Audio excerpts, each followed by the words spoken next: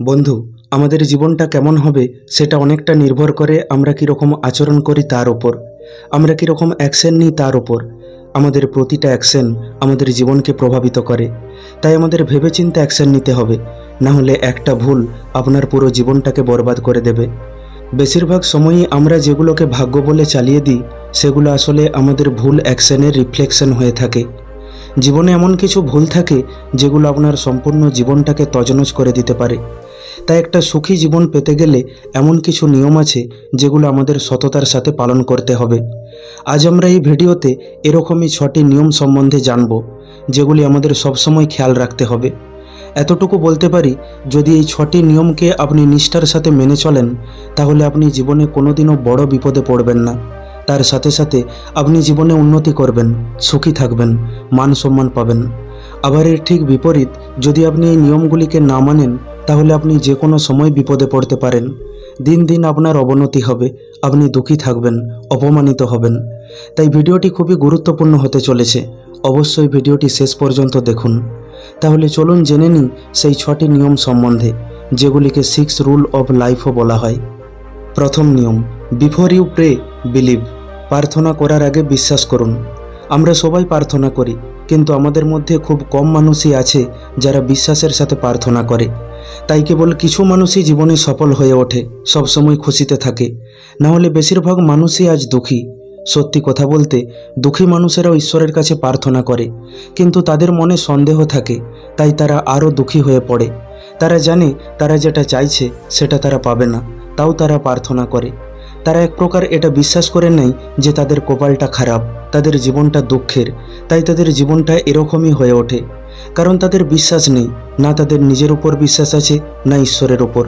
তাই তাদের প্রার্থনা কাজ করে না, কারণ বিশ্বাস আমাদের কর্মকে চালিত করে, আর কর্ম আমাদের ফলাফল দেয়।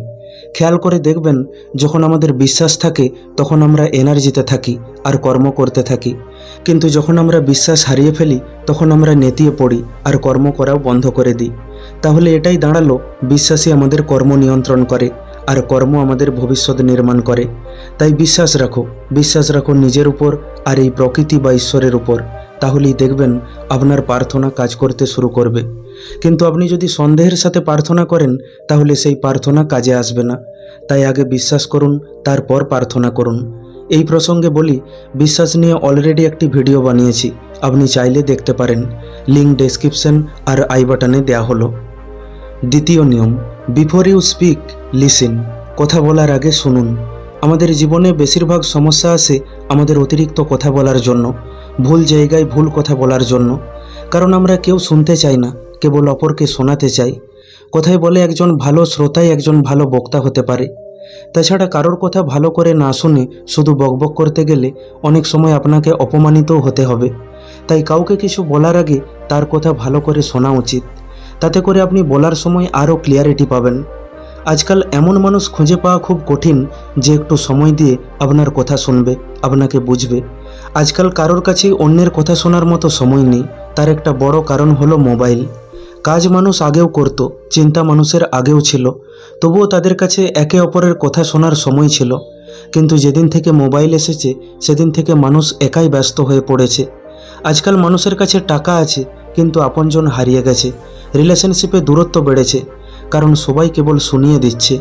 অপরজনের কথাগুলোকেও যে শুনতে হবে, তাকেও যে বুঝতে হবে, এটা আমরা প্রায় ভুলেই গেছি। এদিকে অপরজনের কথাগুলো না শুনে সবসময় তাকে শোনাতে গেলে অশান্তির সৃষ্টি হচ্ছে। দুজনেরই মনে হচ্ছে আমি ঠিক, আর এই ঠিক বেঠিকের চক্করে সম্পর্কটাই হারিয়ে যাচ্ছে। কারণ সে কি বলতে চাইছে, সে এটা কেন বলছে, সেটা বোঝার আমরা চেষ্টাই করিনি। মেশিনের সাথে থাকতে থাকতে আমরা নিজেরাও যেন একটা মেশিন হয়ে উঠেছি, আর অপরকেও মেশিন মনে করছি।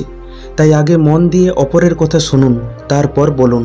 দেখবেন অপরজন আপনার কথা শুধু শুনবে না, সাথে সাথে সে আপনাকে বুঝবে, আর সম্পর্কটাও বেঁচে যাবে। ঈশ্বর আমাদের দুটো কান আর একটা মুখ দিয়েছেন, যাতে আমরা কম বলি আর বেশি শুনি। তৃতীয় নিয়ম, বিফোর ইউ স্পেন্ড আর্ন। খরচ করার আগে আয় করুন। যে মানুষ এই নিয়মটি মেনে চলে সে কোনোদিনও গরিব থাকে না, আর তার সংসারে কখনো অভাব আসে না। সবসময় মনে রাখবেন, আগে আয় করতে হবে, তারপর খরচ করতে হবে। কিন্তু আজকাল ঠিক এর উল্টোটা হচ্ছে, আগে মানুষ খরচ করছে, তারপর আয় করছে। এই যে লোন, ক্রেডিট কার্ড, এগুলোর মানে কি? আগে ধার নাও তারপর শোধ করো। মানে আপনি আগেই খরচ করে দিলেন, তারপর আয় করতে ছুটবেন। এইসবের চক্করে আজকাল আমাদের কাছে টাকা আসার আগেই যাবার রাস্তাটা তৈরি থাকে। এখনকার এটা একটা ফ্যাশন হয়ে দাঁড়িয়েছে, আগে খরচ কর তারপর দেখা যাবে। এবার ধার নিলে শোধ তো দিতেই হবে। এই যে টেনশনটা, এটা আপনাকে আর শান্তিতে বাঁচতে দেবে না, যার ফলে আপনি যে কোনো কাজ করতে বাধ্য হবেন, তাতে সেটা আপনার পছন্দ হোক আর না হোক, সেটা ঠিক হোক আর ভুল হোক, কারণ প্রতি মাসে আপনাকে টাকা শোধ করতে হবে। এবার আপনি বাঁধা পড়ে গেলেন। এই একটা ভুলের জন্য আপনি জীবনে আর কিছুই করতে পারবেন না। হয়তো দেখবেন আপনার সামনে অনেক বড় অপরচুনিটি রয়েছে, কিন্তু বর্তমানের কাজটা ছাড়ার রিস্ক আপনি নিতে পারবেন না, কারণ মাথার ওপর ধার রয়েছে। তখন ভাববেন যদি ওটা করতে গিয়ে ফেল হয়ে যায় তাহলে তো সব যাবে। এই একটা ভয় আপনাকে জীবনে আর কিছুই করতে দেবে না। দেখুন, প্রয়োজন হলে ধার নিতে হবে, লোন নিতে হবে, কিন্তু সেটা খরচ করার জন্য নয়, বিপদ আপদের জন্য আর ইনভেস্ট করার জন্য। যদি খরচ করতেই হয় তাহলে প্রথমে আয় করতে শিখুন। চতুর্থ নিয়ম, বিফোর ইউ রাইট থিঙ্ক। লেখার আগে ভাবুন। যখন কিছু লিখবেন সেটা খুব ভেবেচিন্তে লিখবেন, কারণ আপনার লেখা আপনার পরিচয় বহন করে, আপনার ব্যক্তিত্ব বহন করে। লেখাকে কখনো বদলানো ও অস্বীকার করা যায় না, তাই লেখার আগে 10 বার ভাবুন, সময় নিন। হুটহাট করে কিছু লিখে দেবেন না। আপনার লেখা প্রতিটি শব্দ আপনার বিবেক ও মানসিকতার পরিচয় দেয়। যদি আপনি রাগের মাথায় বা অসাবধানবশত কিছু ভুল লিখে ফেলেন, তাহলে সেই লেখাটা আপনাকে বরবাদ করে দিতে পারে, কারণ সেটা তখন আপনার বিরুদ্ধে সবচেয়ে বড় প্রমাণ হয়ে দাঁড়ায়। মুখের কথাকে তাও আপনি অস্বীকার করতে পারবেন, কিন্তু লেখাকে অস্বীকার করার কোনো উপায় নেই, তাই আপনি ফেঁসে যাবেন। হয়তো আপনি সেটা লিখতে চাননি বা ওইভাবে লিখতে চাননি, কিন্তু সেটা আর আপনি কাউকে বোঝাতে পারবেন না। তাই লেখার আগে ভাবুন বা ভেবে পর লিখুন। পঞ্চম নিয়ম, বিফোর ইউ কুইট ট্রাই। ছাড়ার আগে চেষ্টা করুন। আপনাকে ততক্ষণ কেউ হারাতে পারবে না যতক্ষণ না আপনি খেলা ছাড়ছেন, তাতে সেটা ময়দানে হোক বা জীবনে। তাই সহজে হার মানবেন না, ছেড়ে দেবেন না, চেষ্টা করুন, বারবার চেষ্টা করুন। আপনি যত চেষ্টা করবেন তত শিখতে পারবেন, আর আপনি যত শিখতে পারবেন আপনার তত নলেজ বাড়বে, আর আপনার যত নলেজ বাড়বে আপনার জেতার সম্ভাবনাও তত বাড়বে। বিখ্যাত বিজ্ঞানী থমাস অ্যালভা এডিসন বাল্ব বানানোর আগে 1000 বার ব্যর্থ হয়েছিলেন। ভাবুন, তিনি যদি 500 বার, 800 বার কিংবা 900 বার চেষ্টা করে হার মেনে নিতেন, তাহলে আজও পৃথিবী অন্ধকারই থাকতো। তাই হার মানার আগে আর একবার চেষ্টা করুন। কেউ জানে না কত নম্বর চেষ্টা আপনার জীবন বদলে দেবে। এমনও হতে পারে যেখানে আপনি হার মেনে নিলেন বা নিজেকে কুইট করে নিলেন, তার একটু আগেই হয়তো সফলতা আপনার জন্য অপেক্ষা করেছিল। আপনি যদি আর একটু চেষ্টা করতেন বা আর একবার চেষ্টা করতেন, তাহলেই আপনি জিতে যেতেন আর আপনার জীবন বদলে যেত। কিন্তু আপনি আর চেষ্টাই করলেন না, তাই ছাড়ার আগে আরেকবার চেষ্টা করুন। ষষ্ঠ নিয়ম, বিফোর ইউ ডাই লিভ। মরার আগে বাঁচুন। জীবনের সবচেয়ে বড় সত্যি হলো মৃত্যু। আপনি যেই হন না কেন, যত বড়ই শক্তিশালী বা ধনী ব্যক্তি হন না কেন, আপনাকেও একদিন যেতে হবে। তাই যাওয়ার আগে ভরপুর বাঁচুন। এই মুহূর্তে যেটা আপনার কাছে রয়েছে তাই দিয়ে আনন্দ করুন। হ্যাঁ, ঠিক আছে, জীবনে কিছু করতে হবে, কিন্তু এটাও সত্যি যে জীবনটাতে বাঁচতেও হবে। এমনভাবে বাঁচতে হবে যেন যাওয়ার সময় বলতে পারি, বাহ কি সুন্দর জীবন ছিল। সমস্যার কথা ভাববেন না, ওগুলো সারা জীবন থাকবে, যতদিন বাঁচবেন ততদিন থাকবে। তাই সময় আর সুযোগ করে ঘুরুন, ফিরুন, আনন্দ করুন, শখ মেটান, মজা করুন।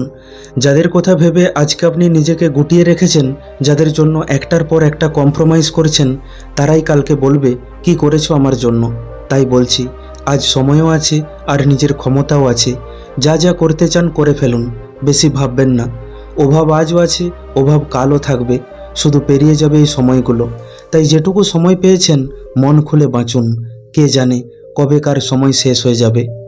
বন্ধু, আপনি যদি এই 6টি নিয়মকে মেনে চলেন, তাহলে আপনার জীবনটা অনেক সুন্দর হয়ে উঠবে। আপনি কোনোদিনও বড় বিপদে পড়বেন না, সাথে সাথে আপনি জীবনে উন্নতি করবেন, সুখী থাকবেন, মান সম্মান পাবেন। আশা করব ভিডিওটি থেকে আপনি কিছু শিখতে পারলেন। ভিডিওটি কেমন লাগলো কমেন্ট করে অবশ্যই জানান। ভালো লাগলে লাইক করে দিন আর আপনজনের সাথে শেয়ার করে নিন। এরকমই ভিডিও আরও পেতে এখনই আমাদের চ্যানেলটিকে সাবস্ক্রাইব করে নিন। খুব তাড়াতাড়ি ফিরে আসব অন্য একটি ভিডিও নিয়ে। ভালো থাকবেন। ধন্যবাদ।